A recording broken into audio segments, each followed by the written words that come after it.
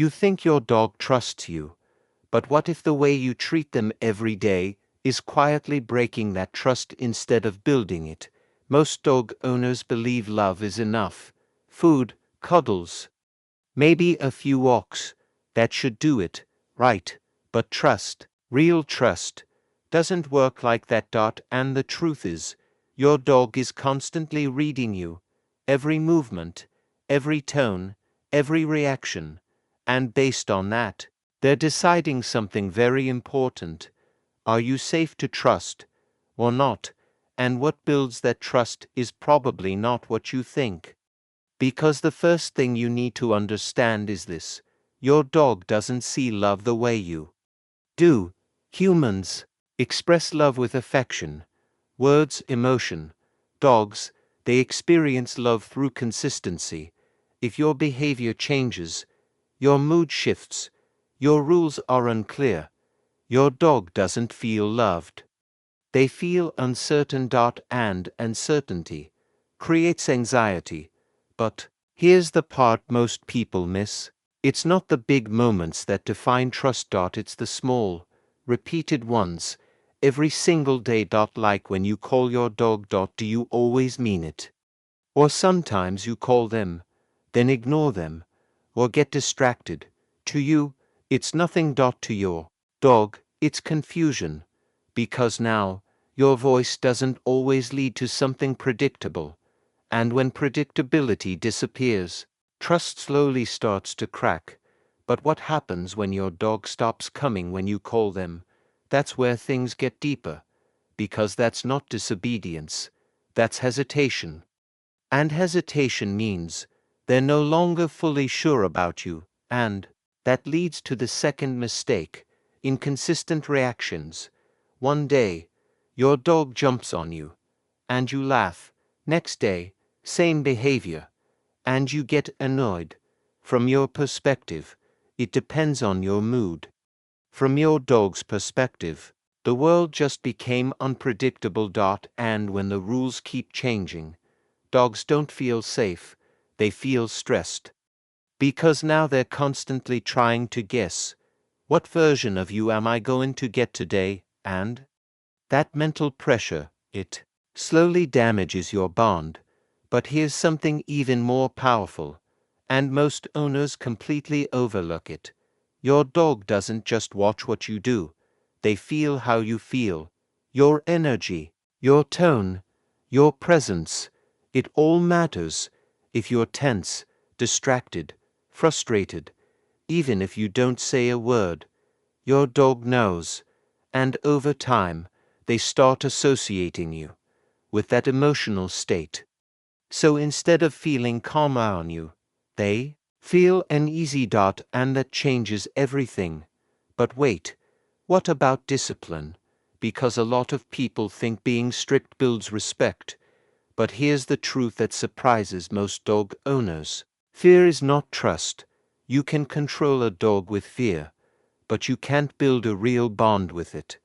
When your dog obeys because they're afraid of your reaction, they're not trusting you. They're avoiding punishment, and that's a completely different relationship. But what happens when you remove the fear? That's when you see the truth. Does your dog still listen, or do they disconnect? Because real trust means they choose you, even when they don't have to. And this is where the shift happens. The moment you stop trying to control your dog and start trying to understand them, everything begins to change.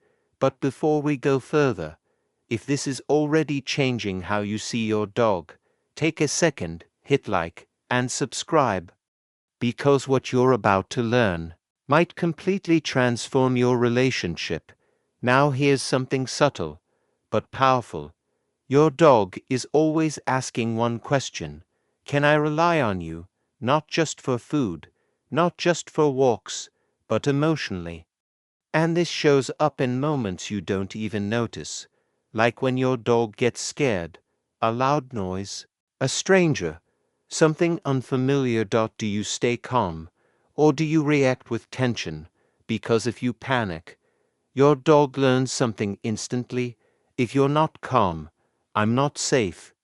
And from that moment, they stop looking to you for reassurance. They start handling the world alone. And that creates distance. But when you stay grounded, steady, predictable, present, something incredible happens. Your dog starts using you as their emotional anchor. They come to you not just for comfort, but for guidance. And that's trust at its deepest level. But there's one more thing, and this might be the most important of all. Attention. Not just giving it, but how you give it. If you only give your dog attention when they demand it, jumping, barking, nudging, you're teaching them something very specific. Disrupting you gets rewarded. But if your attention is calm, intentional, and given at the right moments, your dog learns patience and respect and emotional balance. But what happens when you start ignoring attention-seeking behaviors? At first, your dog might try harder, louder, more persistent. That's not them being stubborn. That's them testing the old pattern. But if you stay consistent, something shifts. They relax. Because now the rules are clear, and clarity builds trust. And this is where everything comes together. Trust isn't built through one big moment. It's built through thousands of small ones. Every calm reaction, every consistent rule, every moment of presence. And over time, your dog stops questioning you. They stop guessing. They stop feeling unsure. And instead, they settle into something deeper. Confidence in you. Because now, you're not just their owner, you're their safe place. Their guide, their constant. And when that happens, your dog changes. They listen more. They stay closer. They look at you differently. Not out of need, but out of connection. Because your dog isn't just behaving, they're communicating.